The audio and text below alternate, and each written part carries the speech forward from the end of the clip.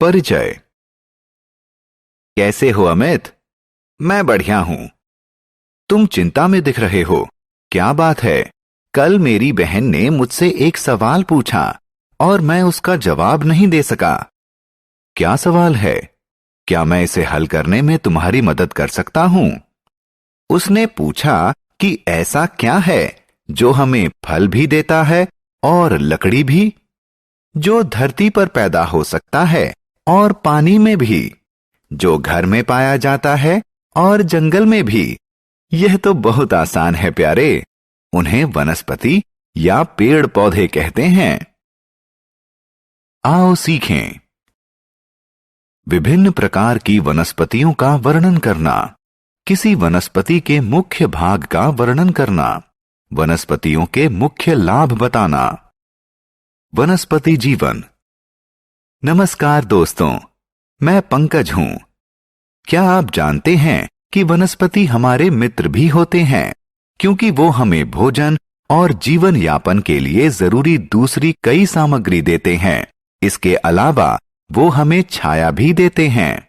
वो भी हमारी तरह सजीव होते हैं।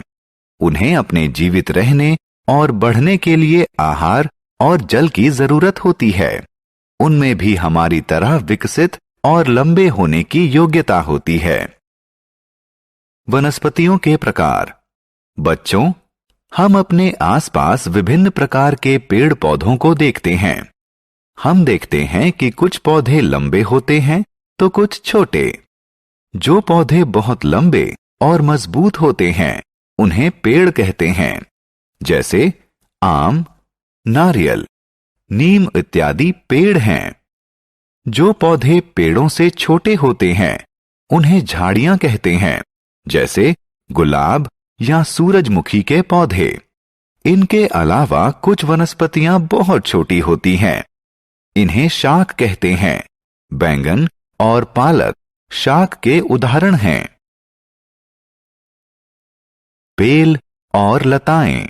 दोस्तों, यह जानकर आपको आश्चर्य होगा कि कुछ वनस्पतियां सीधी खड़ी नहीं हो सकती और उन्हें खड़े होने के लिए सहारे की जरूरत होती है।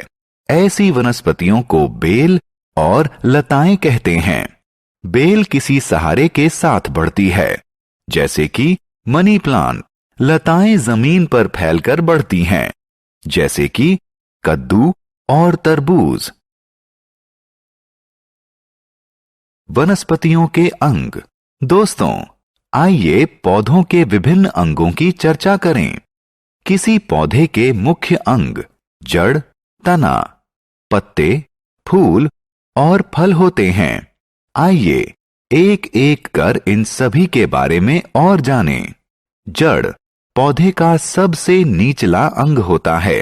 ये मिट्टी में विकसित होती है और पौधे को जल और खनिज प्राप्त करने में सहायता करती है।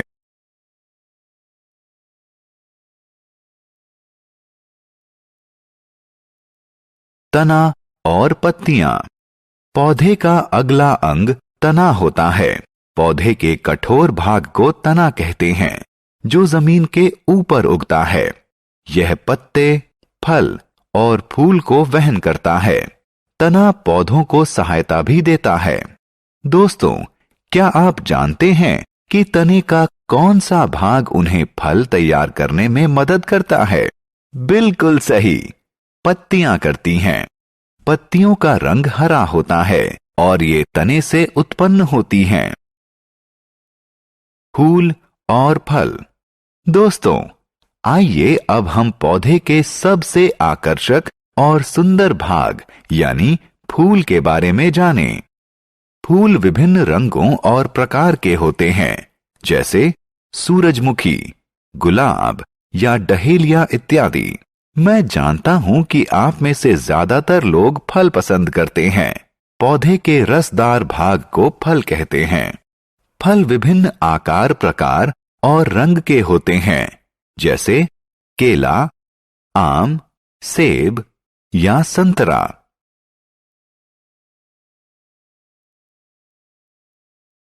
बीज। जब हम सेब काटते हैं तो उसके अंदर क्या देखते हैं?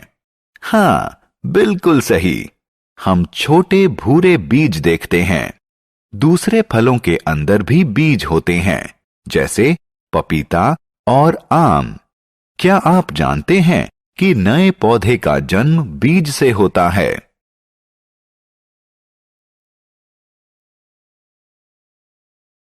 वनस्पतियों का उपयोग। बच्चों, हम जानते हैं कि हम पौधों से खाने की सामग्री प्राप्त करते हैं। भोजन सामग्री के अतिरिक्त हम पौधों से अन्य बहुत सी चीजें प्राप्त करते हैं। बहुत सी दवाइयां व इत्र यानी परफ्यूम पौधों से बनते हैं।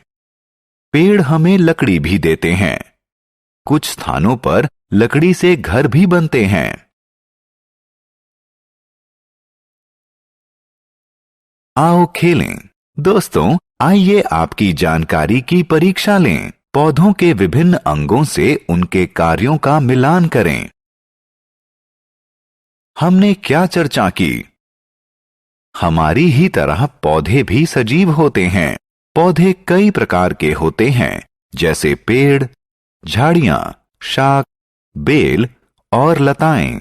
पौधे हमें भोजन, लकड़ी, तेल, दवाई और सांस लेने के लिए ताजा हवा देते हैं।